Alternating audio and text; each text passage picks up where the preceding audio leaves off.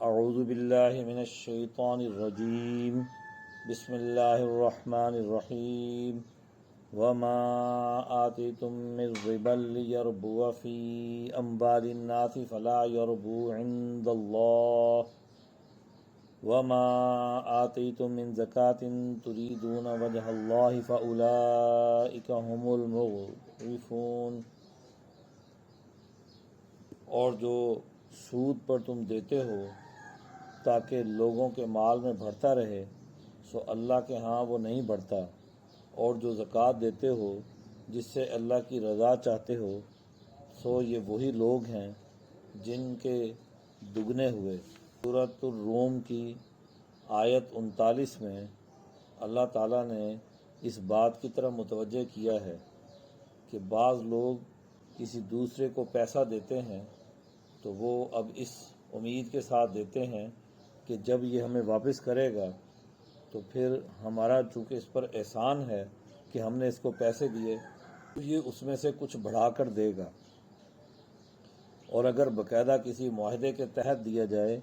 کہ ہم تمہیں اتنے پیسے دے رہے ہیں اور جو تم واپس کرو گے تو اتنا زیادہ اضافی دو گے تو یہ تو ویسے ہی سود ہو جاتا ہے۔ اور انسانوں کو باہمی معاملات میں ضرورت پڑ جاتی ہے، بعض لوگ تنگ دست ہو جاتے ہیں تو انہیں کسی دوسرے کی مدد کی ضرورت پڑتی ہے کہ وہ ان سے کچھ پیسے کا تقاضا کرتے ہیں، کچھ رقم کا تقاضا کرتے ہیں اپنی ضرورت کو پورا کرنے کے لیے۔ تو کہا گیا کہ تم لوگوں کو اس طرح نہ دو کہ تم ان سے اضافی مطالبہ کرو کہ وہ تمہیں زیادہ دیں، اور تمہارا خیال یہ ہے کہ اس سے تمہارا مال بڑھتا ہے، تو در حقیقت تمہارا مال نہیں بڑھتا۔ مال کے بڑھنے کا وہ طریقہ کار جس سے دوسرے شخص پر تنگی آئے، مصیبت زدہ پر اور مصیبت آ جائے، تو اس سے مال نہیں بڑھتا۔ اصل میں انسان کی کامیابی اس کے اجتماع کی کامیابی سے جڑی ہوئی ہے۔ اگر کوئی شخص خوشحال ہے، اس کے پاس اتنا پیسہ اللہ نے اس کو دیا ہے، ظاہر ہے کہ اس نے اللہ کی دی ہوئی زمین میں، اللہ کے دیے ہوئے وسائل میں،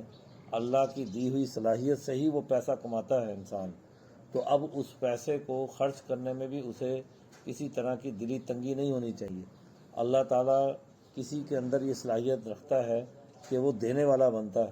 تو اب دینے والے کے دل کے اندر تنگی نہیں ہونی چاہیے کہ جب کسی ضرورت مند کو ضرورت پڑے تو وہ پھر اس کو اس حساب سے دے کہ یہاں بھی اس کا مال بڑھے، وہ ہر جگہ پر مال بڑھانے کے چکر میں ہو۔ ایک طرف اس کے اپنے کاروبار کھڑے ہیں، وہ اپنے کاروبار سے مال کما رہا ہے، اور دوسری طرف سے اب اس کے پاس مال ہے جو بچت ہے اس کی، اور وہ فالتو ہے اس کے پاس، اب وہ اس سے بھی مال کمانے کے چکر میں ہے۔ چاہے جائے کہ وہ لوگوں سے لوگوں کو اس کے ذریعے کاروبار کروا کے دے،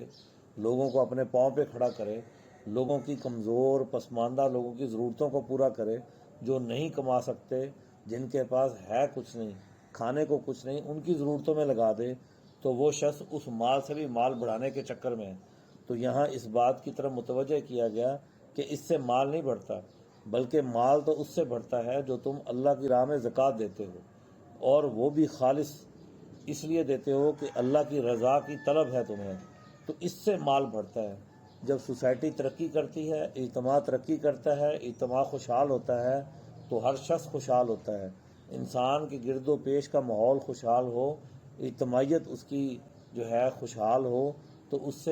سے جو ہے انسان کے اوپر بہت اچھے اثرات پڑتے ہیں۔ اس سے معاشی ترقی بھی ہوتی ہے، معاشرتی ترقی بھی ہوتی ہے، اور معاشرے کے اندر محبت بھی پیدا ہوتی ہے۔ تو یہی تو چیز ہے جو دگنی ہوتی ہے۔ تو زکوٰۃ جو ہے یہ بڑھتی ہے، جبکہ جو ربا ہے، سود ہے، یہ دراصل عملاً گھٹ رہا ہوتا ہے۔ اس سے معاشرے کے اندر ایک دوسرے سے دوریاں پیدا ہوتی ہیں، معاشرہ تقسیم ہو جاتا ہے، معاشرہ بڑے بڑے طبقات میں تقسیم ہو جاتا ہے۔ ایک طبقہ بڑا مالدار جس کے پاس صرف مال ہی مال ہوتا ہے لیکن انسانوں کی محبت نہیں ہوتی، دوسری طرف جو لوگ اللہ کی راہ میں خرچ کرتے ہیں ان کا مال بھی ان کے پاس ہوتا ہے، ان کی مال بھی بڑھتا ہے، اور لوگوں کی محبت بھی ان سے بڑھتی ہے۔ یہی اصل بنیادی چیز ہے کہ اللہ سے تعلق کے نتیجے میں اس کی مخلوق کے ساتھ تعلق، اس کی مخلوق کے ساتھ ہمدردی جو ہے وہ ضروری عمل ہے۔ سورۃ الدہر کی آیت نمبر 8 اور 9 میں ارشاد باری تعالیٰ ہے وَيُطْعِمُونَ الطَّعَامَ عَلَى حُبِّهِ مِسْكِينًا وَيَتِيمًا وَأَسِيرًا إِنَّمَا نُطْعِمُكُمْ لِوَجْهِ اللَّهِ لَا نُرِيدُ مِنْكُمْ جَزَاءً وَلَا شُكُورًا، اور وہ اس کی محبت پر مسکین اور یتیم اور قیدی کو کھانا کھلاتے ہیں، اور ہم جو تمہیں کھلاتے ہیں تو خالص اللہ کے لیے، نہ ہمیں تم سے بدلہ لینا مقصود ہے اور نہ شکر گزاری۔ یہاں پر نیک لوگ جو صحیح انسانی فطرت پر قائم ہوتے ہیں، نیکی یہی ہے جو انسانی فائدے کے لیے کام ہو، نیکوکار وہ ہے جو صحیح انسانی فطرت پر ہو۔ ان کے بارے میں بتایا گیا کہ وہ مال کو خرچ کرنے والے ہوتے ہیں۔ یہ مال جو انسان خود اپنی محنت سے کماتا ہے، اس کے دل میں اس کی محبت پیدا ہو جاتی ہے۔ یہاں پر کہا گیا کہ وہ یطعمون الطعام، اس مال کو خرچ کرتے ہوئے مسکین کو اور یتیم کو اور اسیر کو، قیدی کو جو کسی وجہ سے قید ہو گیا ہو، اس میں جنگی قیدی بھی آتے ہیں، تو وہ کسی وجہ سے یا کوئی اور کسی وجہ سے قید ہو گیا ہو، تو پھر اس کو قیدی کو بری حالت میں رکھنا کہ اس سے انسانیت ہی کھو جائے، اس کی انسانیت جو ہے پسے پش ڈال دی جائے، یہ درست نہیں ہے۔ تو یہاں پر ان تین ضرورت مندوں کو بیان کیا گیا ہے، مسکین، یتیم اور قیدی، کہ ان کو کھانا کھلانا یہ بہت اونچے درجے کے ثواب کا کام ہے۔ اور اسی طرح یہاں پر یہ بات کہی گئی کہ ہم جو تمہیں کھلاتے ہیں تو خاص اللہ کے لیے، نہ ہمیں تم سے کوئی بدلہ لینا مقصود ہے اور نہ ہی ہم تم پر کوئی احسان کرنا چاہتے ہیں کہ تم ہمارا شکر ادا کرو۔ یعنی یہ جو لوگ جو نیکوکار لوگ ہوتے ہیں، جو نیک ہوتے ہیں، جو اللہ کے لیے ہر کام کرتے ہیں،